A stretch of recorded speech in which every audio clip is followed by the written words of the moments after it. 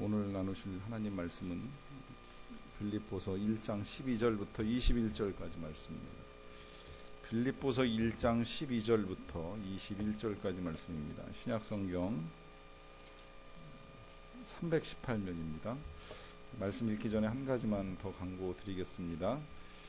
이번 주 금요일이 우리 키르기즈스탄의 문혜정 선교사님 오셔서 말씀 전하시는 날입니다. 현수막 붙일 수가 없어서 알려드리지는 못했는데 금요일 날 오셔서 함께 말씀 나누시고 또 은혜 받는 시간 되시기를 바랍니다.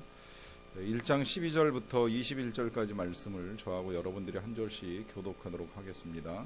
형제들아, 내가 당한 일이 도리어 복음 전파의 진전이 된 줄을 너희가 알기를 원하노라.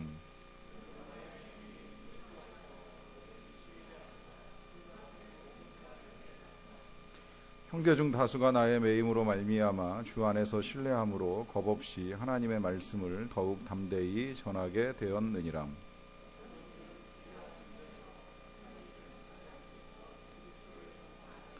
이들은 내가 복음을 변증하기 위하여 세우심을 받은 줄 알고 사랑으로 하나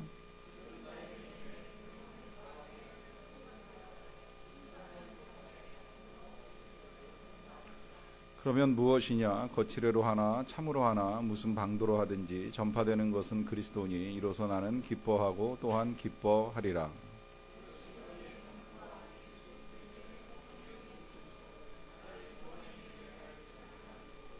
나의 간절한 기대와 소망을 따라 아무 일에든지 부끄러워하지 아니하고 지금도 전과 같이 온전히 담대하여 살든지 죽든지 내 몸에서 그리스도가 존귀하게 되게 하려 하나니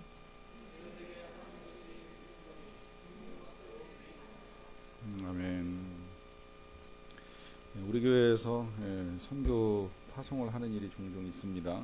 선교 파송할 때 제가 가르칠 기회가 되면 선교가 무엇이냐라고 하는 질문 앞에 제일 먼저 가르쳐주는 것이 선교는 순교라고 하는 것입니다. 지난 겨울에 태국에 가는 팀 모아놓고 선교는 순교라 제일 먼저 가르쳤더니 나중에 교육받은 학생 중에 청년 중에 한 명이 되게 좀 걱정이 됐는지 따로 이제 한 목사님께 그런 질문을 했다고 하는 이야기를 들었어요. 정말 순교하는 일들이 일어납니까?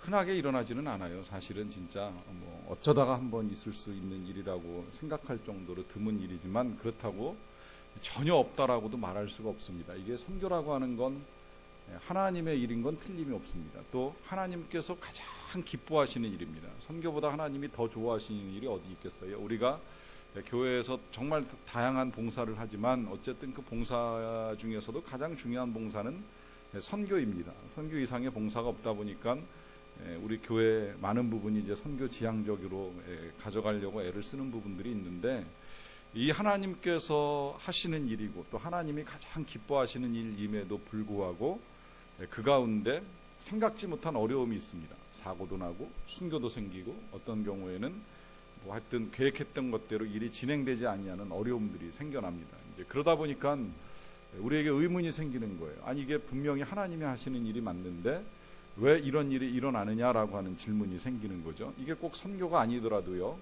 우리의 삶 가운데 일상 중에서 우리가 이제 기도하고 여러 가지 일들을 해나가는 과정 중에 겪지 않았으면 좋겠다고 생각하는 일들을 겪을 때가 있습니다. 오늘 저녁 식사 중에도 잠깐 나눴지만 이런저런 사고들이 제가 알게 모르게 이제 우리 교회 성도들 또 가족들 중에 교통사고 이제 크고 작은 일들이 좀 있었던 것 같아요.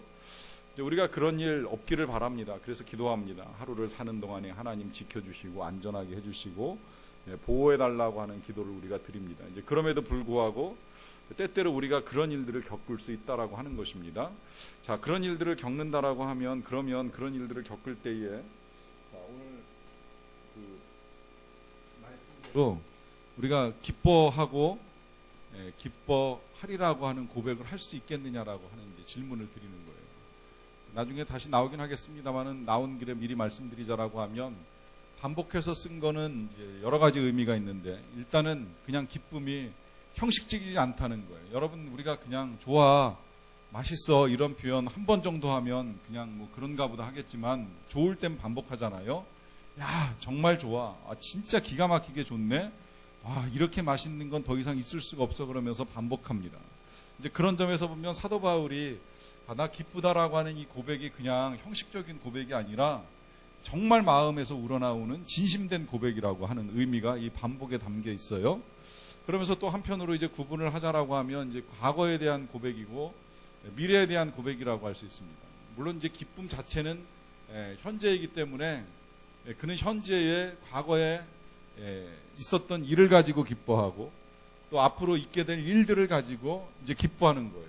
두 가지를 다 아우르는 겁니다. 그러니까 이 고백은 기가 막힌 고백이에요. 진심을 담은 고백이면서 과거에 일어난 일을 놓고서 기뻐하고 현재를 지나면서 앞으로 될 일을 놓고 기뻐합니다. 자, 그러면 사도 바울이 지금 과거에 이제 경험한 일은 무엇이냐라고 했을 때 그가 경험한 일을 오늘 성경에서는 이제 당한 일이라고 표현해요. 내가 당한 일. 당한 일이라고 하는 이 표현 자체가 사실은 좋은 일이 아니죠. 우리가 좋은 일을 경험하게 되면 우리말로는 겪었다라고 표현을 하는데 당했다라고 하는 표현을 사용하는 건 좋지 않은 일을, 부정적인 일을 겪었을 때 이제 사용하는 표현입니다. 그럼 당한 일이라고 하는 건 당연히 좋지 않은 일이겠고 그 일은 뭐 우리가 잘 아는 대로 사도 바울이 감옥에 들어가는 일이었습니다. 근데 감옥에 들어가는 일만 당했느냐라고 하면 실은 이 감옥에 들어가서 로마 감옥에 들어가서 있게 되기까지의 여러 가지 일들을 겪습니다. 그 일들이 뭐냐면 제일 먼저 예루살렘에서 재판을 받는 일이 있었어요. 참고적으로 여기서 조금 더 거슬러서 말씀드리자라고 하면 사도 바울의 마음속에는 로마 방문에 대한 소망이 있습니다. 우리가 그 로마서 맨 끝자락에서도 이제 그런 표현을 읽었었고 그런 이야기를 자주 하는 걸 보았는데 로마를 방문에 대한 소망을 가지고 있지만 당장 로마로 가지 못하는 이유는 일단 예루살렘에 들려서 선교 보고하고 처리해야 될 일들이 있다 보니까 예루살렘으로 돌아오긴 돌아왔어요. 근데 예루살렘에서 재판을 받느라고 시간이 걸립니다. 근데 이 시간이 어느 정도 걸리냐면 총독이 바뀌어요. 뭐 베스도에서 벨릭스로 바뀌고 막 이러면서 시간이 걸리는데 그 시간이 한 2년 내지 3년 정도 시간이 흐릅니다. 그것도 그냥 예루살렘에서만 재판을 받는 것이 아니라 예루살렘에서 받다가 또 호송당해가지고서 가이사라 빌립보라고 하는 지역으로 이 시내, 그러니까 내륙에서 이 바닷가 쪽으로 이송당해가지고서 거기서 또 구류당한 상태에서 세월을 보내다가 하다 안 되니까 사도 바울이 오히려 요청을 하는 거예요. 차라리 이럴 것 같으면 나 로마로 보내라. 나 로마 시민권이니까 여기서 재판 안 받고 로마 가서 재판 받을 테니까 나 로마로 보내달라 그래가지고서 배를 타고 로마로 갑니다. 로마로 가기는 가는데 묶여서 가는 거예요. 계속 묶여서 갔어요. 죄수의 신분으로. 가는 중에 겨울을 지나는 바람에 풍랑을 만납니다. 풍랑을 만나가지고 사도 바울이 타고 있는 배가 멜리데라고 하는 섬에 표류하는 일이 일어났잖아요. 그 덕분에 풀려나는 거예요. 사실은 그 전까지만 해도 묶여 있었어요. 묶여 있었고 풍랑을 만나니까 배에 타고 있는 선주나 아니면 그 백부장 같은 경우에는 죄수들을 죽이라라고 하는 명령까지 내렸는데 그럴 상황이 아니다 보니까 죽이지 못하고 죄수하고 간수하고 뭐 선장하고 선원들하고 다 그냥 섞여서 내려가지고 일단 그 섬에 머무르면서 겨울을 지나고 그 다음에 다시 이제 로마로 가는 일이 있습니다.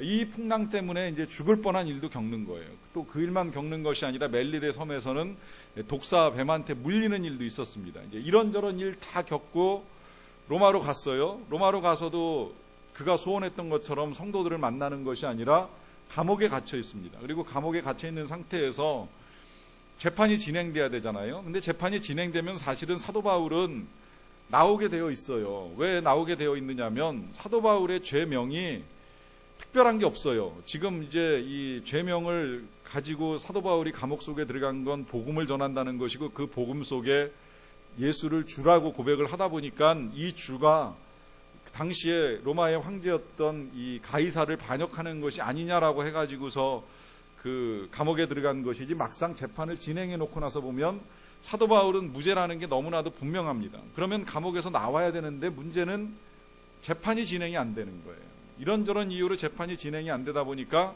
그 감옥 속에 갇혀가지고 또 2, 3년의 세월이 흐릅니다. 그러다 보니까 이 계획한 일로부터 아니면 예루살렘에 도착해서부터 이 감옥에 올 때까지 한 4, 5년의 이상 세월을 그냥 보내고 있는 거예요.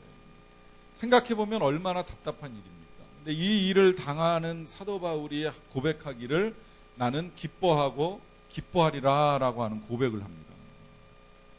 여러분 가능하다고 생각하세요? 이 고백이 진짜 가능할 것 같아요? 우리가 죄도 짓지 아니하였는데 감옥에 간다. 그 감옥에서 재판도 진행하지 않고 4, 5년의 세월을 보내고 있다.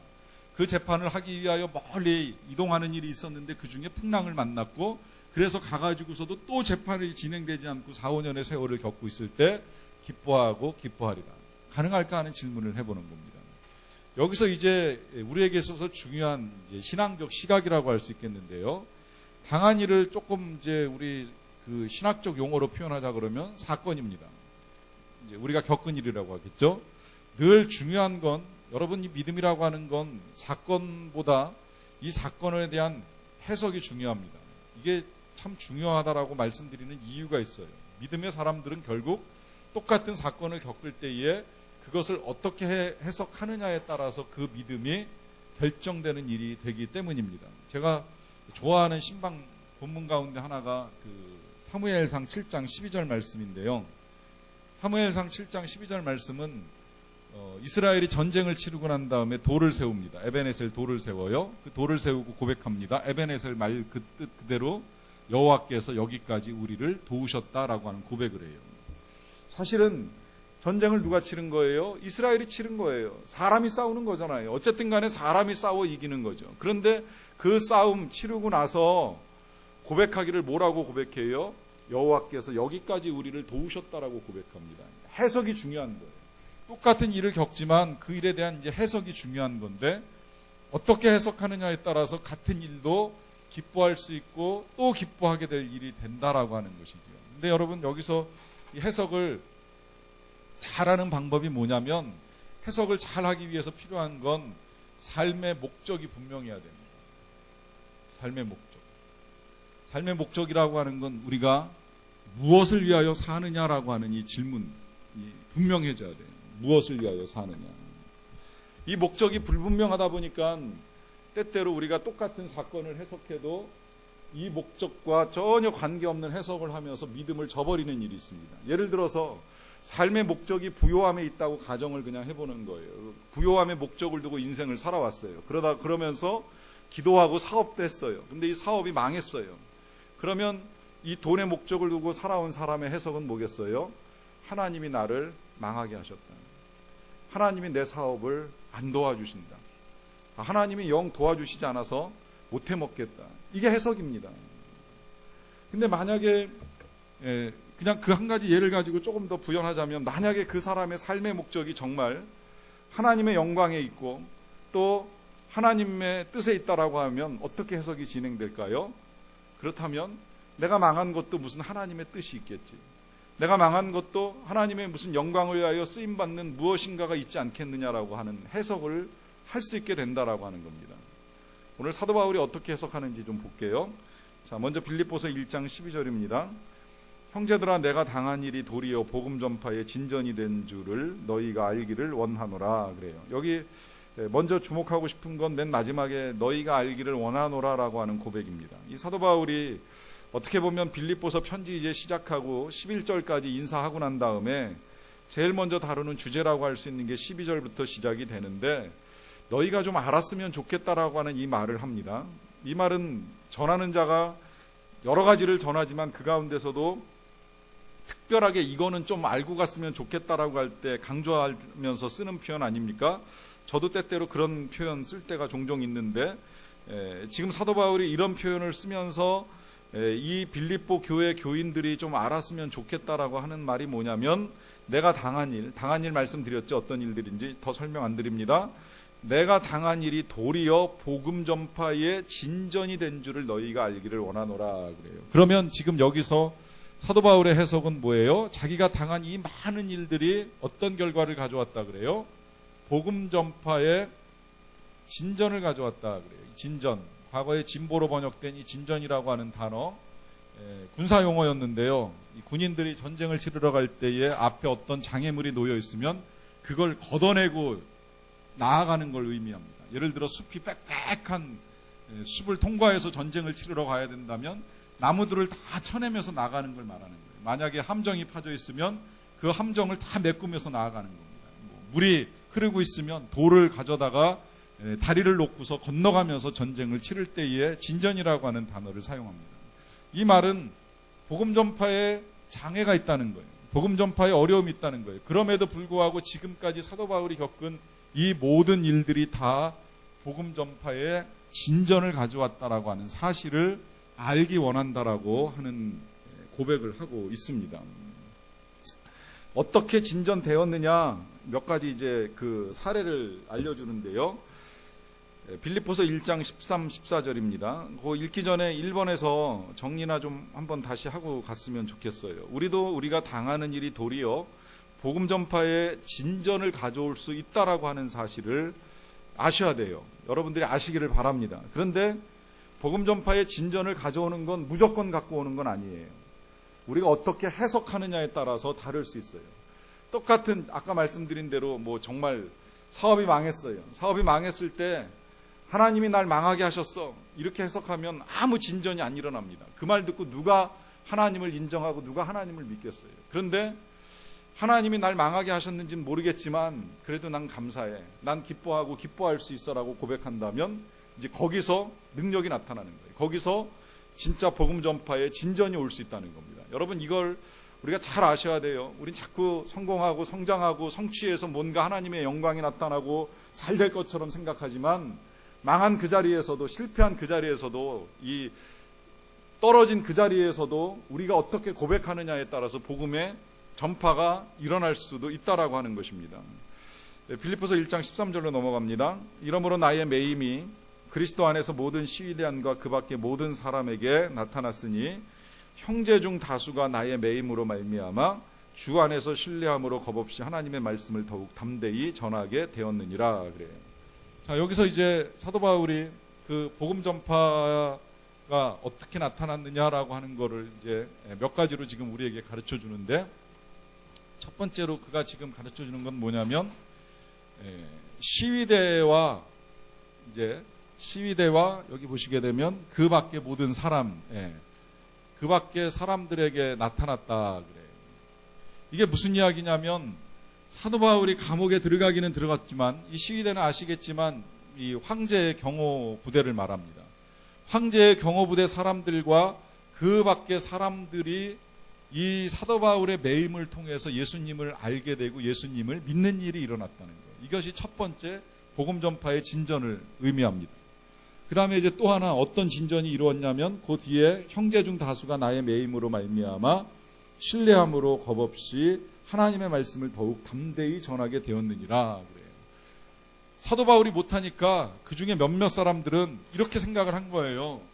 아니 사도 바울이 여기까지 왔는데 복음을 전하지 못하고 저렇게 묶여있다라고 하면 우리라도 해야 되지 않겠느냐. 우리도 한번 나서보자. 까짓거 사도 바울도 하다가 어려움을 겪는다면 우리도 두려워할 건 아니지 않느냐라고 하면서 여기 이 표현이 두 번 이중으로 반복돼서 나옵니다. 겁없이 담대히. 같은 말이에요 실은. 그런데 두 번이나 반복하면서 오히려 담대하게 복음을 전하는 사람들이 일어나기 시작을 했다는 거예요. 이게 복음 전파의 진전입니다.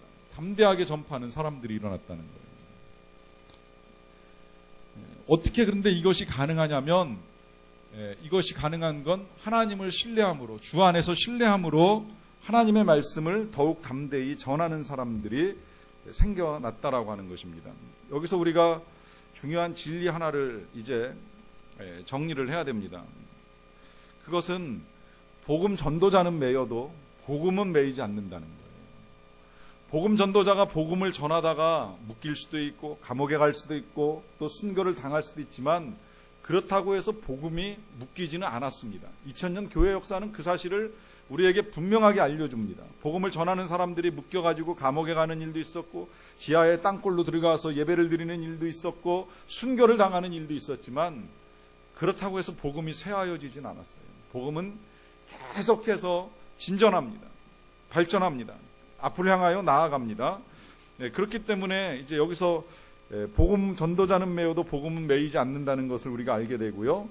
그 다음에 이제 또 하나 이 사실도 여러분들이 아시기를 바랍니다. 그것은 뭐냐면 주님이 계시는 곳에 고통이 없는 것이 아니라 고통이 있는 곳마다 주님이 함께 하십니다.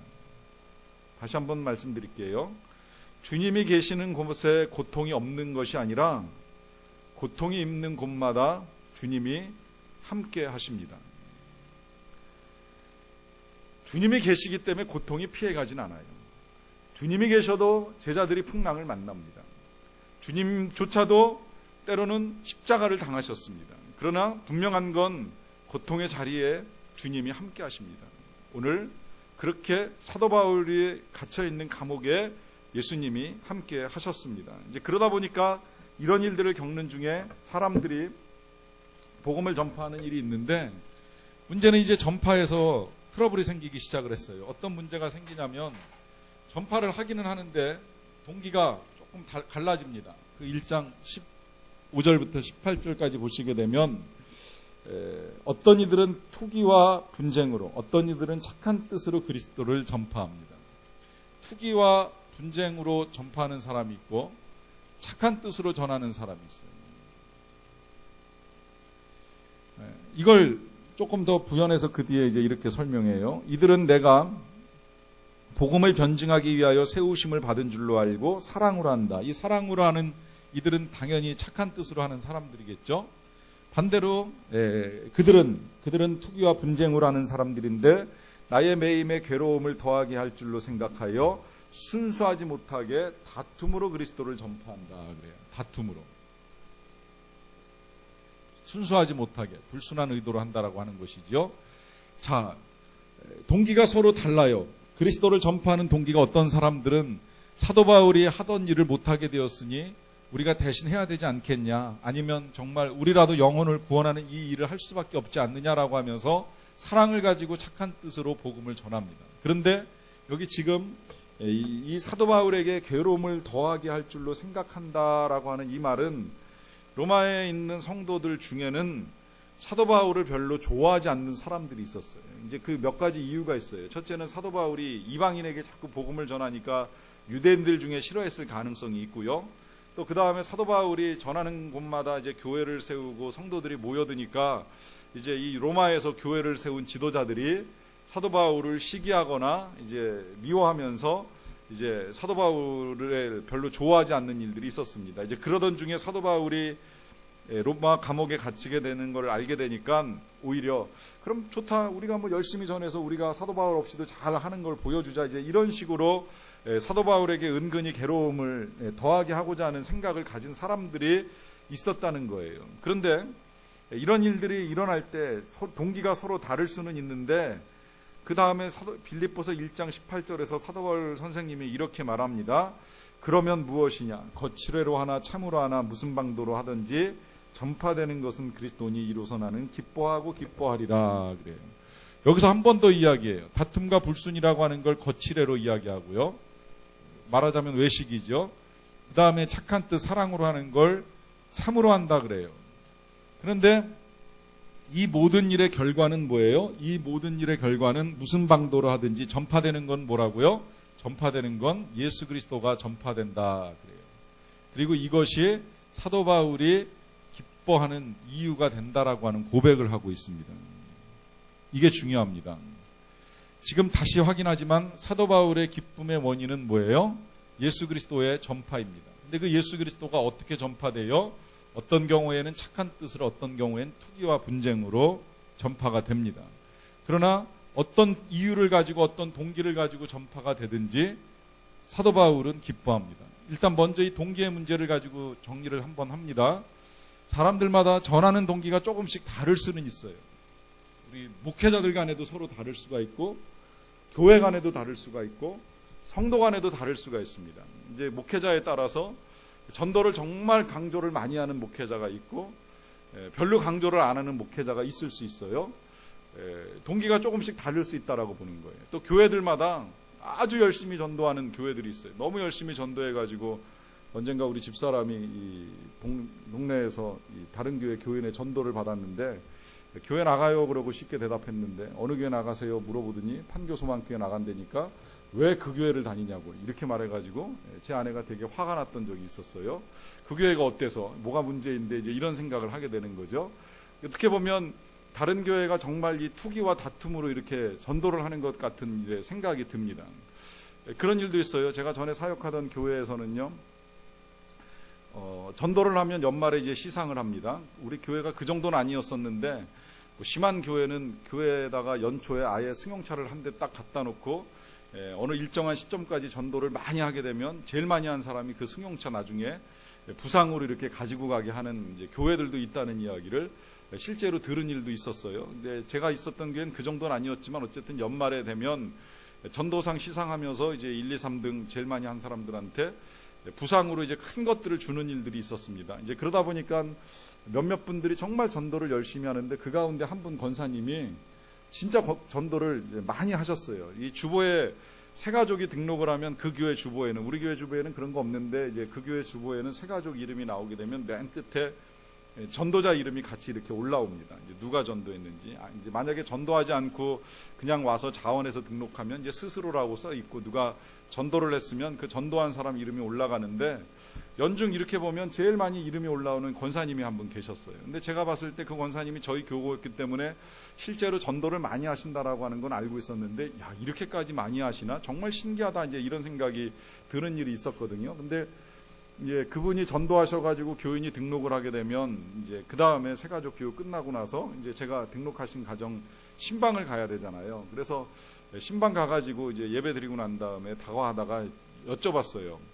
그 권사님하고 도대체 어떻게 아는 관계냐? 어떻게 해서 그 권사님 통해가지고 이제 우리 교회 오시게 됐느냐 하는 질문을 하게 됐어요.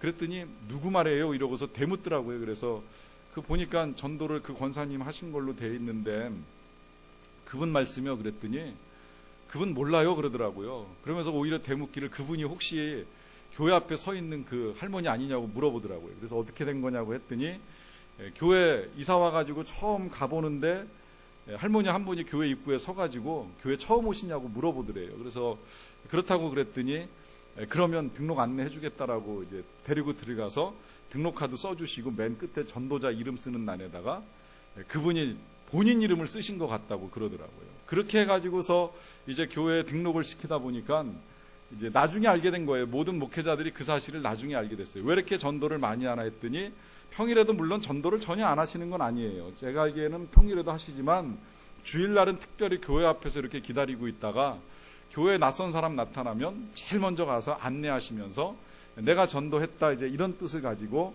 이름을 올리시는 일을 하는 거예요. 근데 그 일이 마치 보면 지금 이런 일로 우리가 해석을 할 수 있다는 거죠.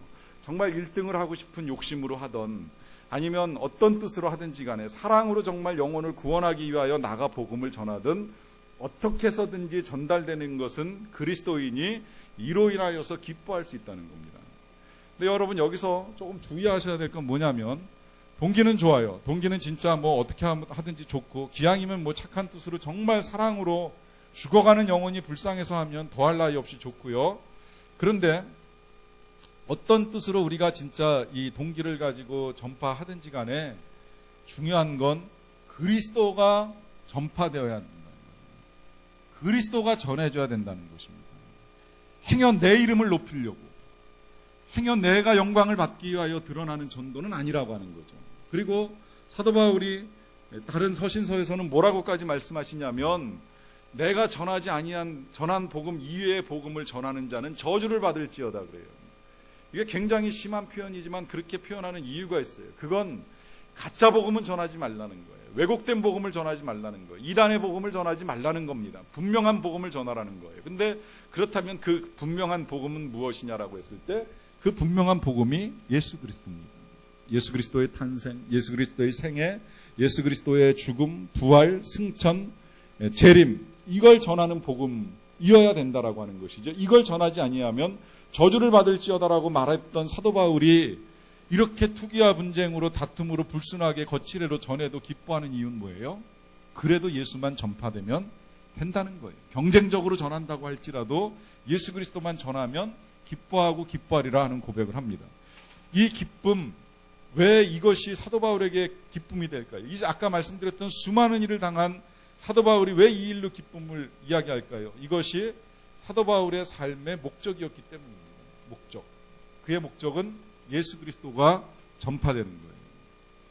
여러분, 질문 드리지만 한번 좀 생각해 보세요. 답은 듣지 않겠습니다만은 여러분들의 삶의 목적은 무엇입니까? 무엇을 위하여 살고 계십니까? 넘어가서 조금 더 보겠습니다. 빌립보서 1장 19절 말씀입니다. 이것이 너희의 간구와 예수 그리스도의 성령의 도우심으로 나를 구원에 이르게 할 줄을 아는 거로 그래요. 여기서 이제 사도 바울이 또 하나의 이제 고백을 하는 걸 우리가 보게 되는데요.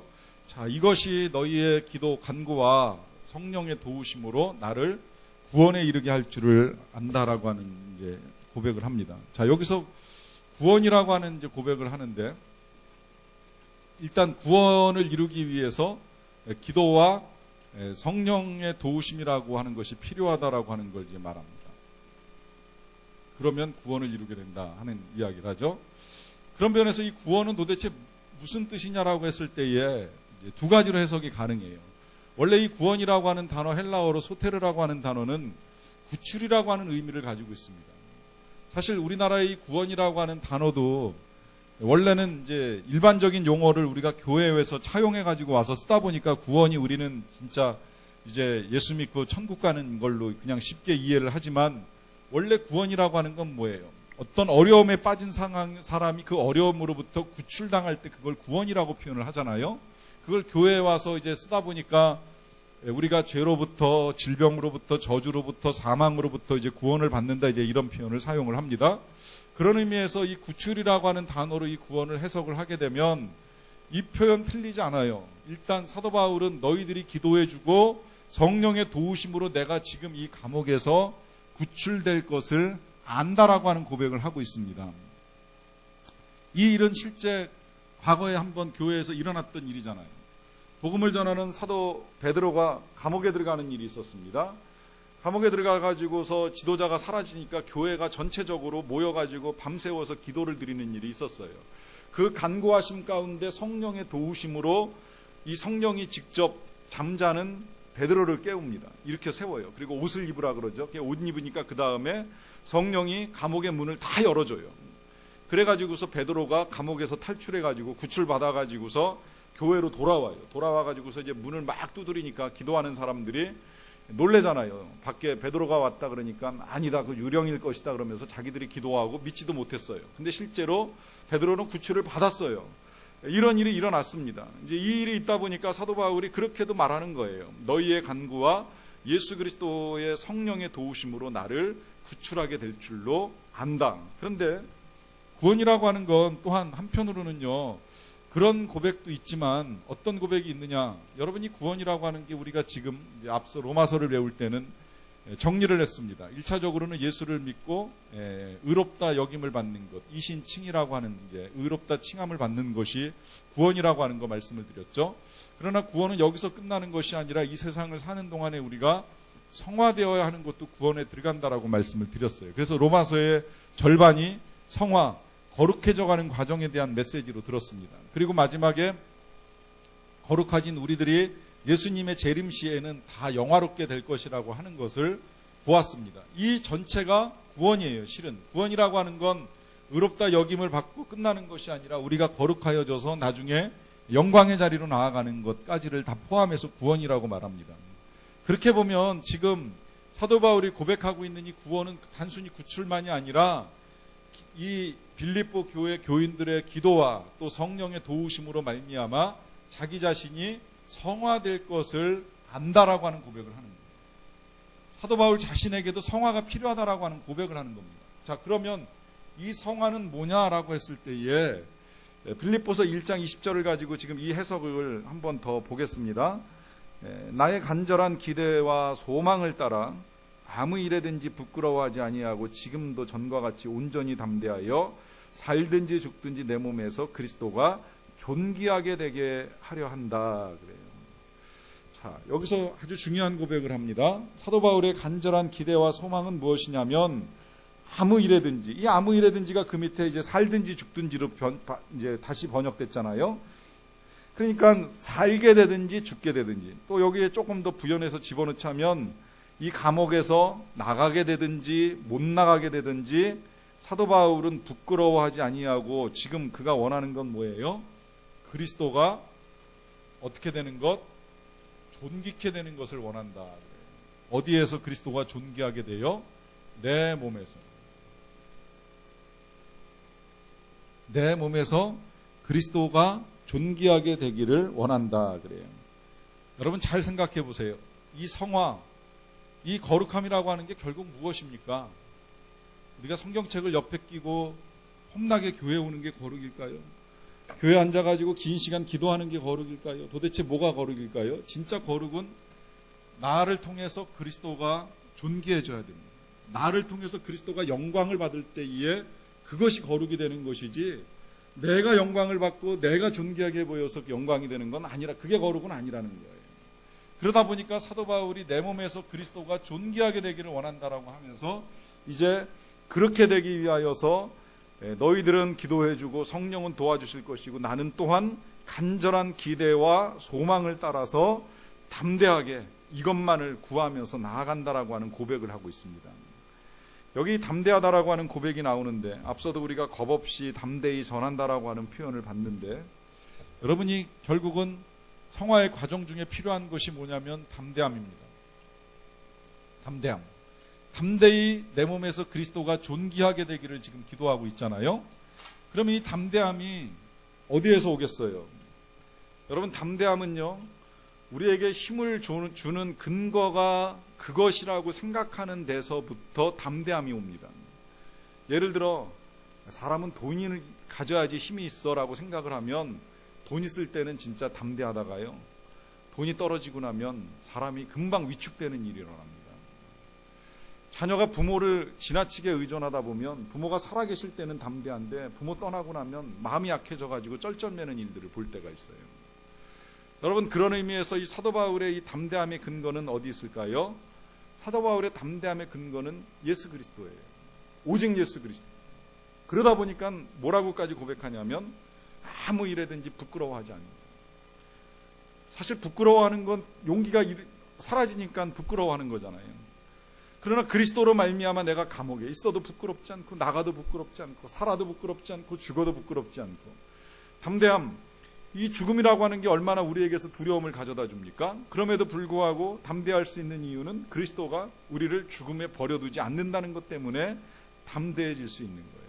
그러다 보니까 사도 바울은 그저 그냥 어떤 상황 속에서도 내가 살든지 죽든지 그리스도가 존귀되기를 바란다라고 하는 고백을 하고 있습니다. 이것이, 그러다 보니까 그는 그리스도가 존귀하게 되기 위하여 열방 가운데 전파되어야 되고, 그 열방 가운데 전파되는 것이 누가 시기로 하든 다툼으로 하든 좋은 뜻으로 하든 다 고마운 일이 되다 보니까 그 소식 들으면서 과거에 대해서 기뻐하고, 그렇게 한 일에 대해서 기뻐하고, 앞으로도 그렇게 할 것이니까 또 기뻐하는 거예요. 자, 그러면 여러분, 이 고백은 사도 바울만의 고백이어야 할까요? 그만의 고백이어야 할까요? 우리는 이런 고백을 할 수 없는 걸까요? 만약에 여기서 저나 여러분들이 그건 사도 바울이니까 가능한 일이었을 거야 라고만 생각한다라고 하면 진짜 하늘에 계신 사도 바울이 달려와서 그건 아니라고 우리 앞에서 분명하게 말씀하실 거예요. 왜 사도 바울이 이걸 편지로 써가지고 빌립보 교회 교인들에게 보내겠어요? 나는 기뻐하는데 너네들은 뭐 기쁘든지 말든지 대충 살아, 이렇게 편지를 썼을까요? 아니잖아요. 이렇게 편지를 쓴 이유는 나도 기뻐하지만 너희들도 기뻐했으면 좋겠다라고 쓰는 거잖아요. 그러면 빌립보 교회 교인들만 기뻐해야 될 일일까요? 우리들도 기뻐해야 되는 일들이잖아요. 그러면 우리가 여기서 잘 생각해야 될 게 이제 이겁니다. 그러면 왜 사도 바울은 기뻤는데 우리는 기쁘지 아니한가? 또 한 번 더 질문해 보는 거예요. 그러면 사도 바울이 왜 이것이 인생의 목표가 돼가지고 이것을 통하여서 그의 기쁨을 채워가고 있는 것일까? 생각해 보셔야 됩니다. 그걸 생각하기 위하여 제가 한 가지 예를 드릴게요. 자, 어떤 사형수가 감옥에 들어가 있었어요. 언제 죽을지는 모르는데 죽는다는 사실 하나만큼은 분명합니다. 사형수예요. 사형수. 자, 그런데 어느 날 갑자기 왕 혹은 뭐 대통령으로부터라고 해도 좋을 것 같아요. 어떤 특별한 날에 이 사면을 받았어요. 근데 이 사면 받은 정도가 그냥 뭐 사형수에서 무기수로, 무기수에서 유기수로 이렇게 사면을 받은 게 아니라 즉각 출소가 됐습니다. 바로 감옥에서 나왔어요. 그리고 사형은 더 이상 집행되지 않아요. 여기서만 끝난 것이 아니라 나오고 났는데 그 다음에 왕이 불러요. 대통령이 불렀다고 해도 좋을 것 같아요. 불러가지고 이 사형수를 갖다가 아주 중요한 나라, 우리나라로 말하자면 하여튼 일본이든 중국이든 미국이든 어디든 굉장히 중요한 나라에 대사로 보냈어요. 대사입니다. 영사도 아니고 그 나라의 대통령을 대표해서 나가는 사람으로 보낸 거예요. 자, 이런 입장에서 한번 생각을 해보는 거예요. 감옥에서 죽을 날을 기다리다가 어느 날 갑자기 사형을 면하고 출소하라고 해서 출소했는데 부르더니 좋은 양복 입혀주고 숙소 다 마련해주고 대사관저에 보내면서 이제부터는 나를 대신해서 그 나라에 가서 나를 대신해서 그 나라 대통령도 만나고 해야 될 일들을 하십시오라고 하면서 보냈습니다.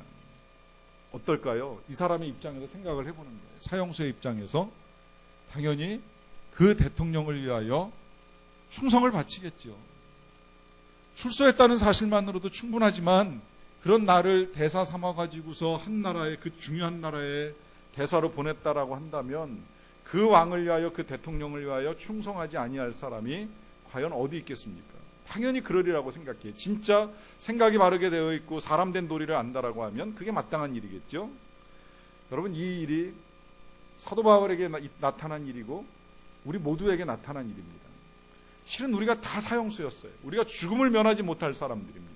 그런 우리들을 우리 예수님이 사면시켜 주시고 죽음에서 면하게 해주셨어요. 그것으로 끝난 것이 아니라 우리를 주님의 대사로 열방에 보내신 겁니다.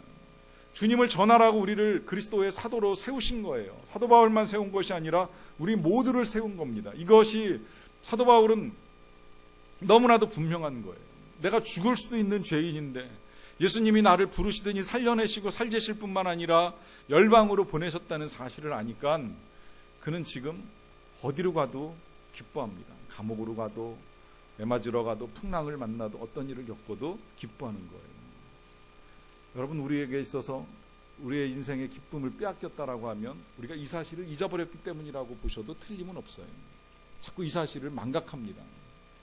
이게 우리의 삶의 목적인데 이제 우리의 남은 삶은 정말 그리스도의 대사로 살아가는 것이 저와 여러분들이 이 남은 생애 동안에 해야 될 일의 전부인데 이 대사의 사명을 잊어버리다 보니까 그저 그냥 살아났다는 사실만 가지고 감사하고 여기에 머물러 있으려고 하고 그러다 보니까 어떤 현상이 나타나느냐면요.